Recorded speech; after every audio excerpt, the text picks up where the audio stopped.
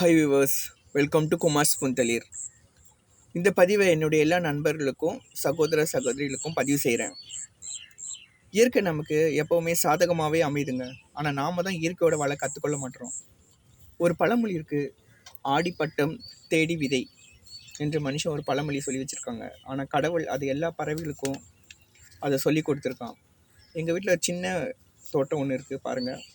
அதில் எவ்வளோ சின்ன சின்ன வேப்பங்குருத்துகள், கன்றுகள் சின்ன சின்னதாக எப்படியும் 20-25க்கு மேலே இருக்கும். இது எப்படி வந்துச்சுன்னா, பறவைகள் வேப்பம் பழத்தை சாப்பிட்டுட்டு அதனுடைய கொட்டைகளை அப்படியே தூவி விட்டுருச்சுங்க.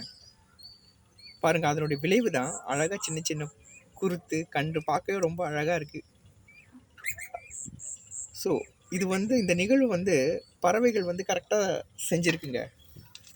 இயற்கையை சார்ந்த உயிரினங்களும் கடவுள் சொன்ன வேலையை சரியாக செய்து, ஒரு பாட்டில் கூட நம்ம கேள்விப்பட்டிருப்போம், சேவை கூவுச்சி அது போட்டு வச்ச எச்சந்தான காடாக மாறிச்சு, வீடாக மாறிச்சின்ட்டு.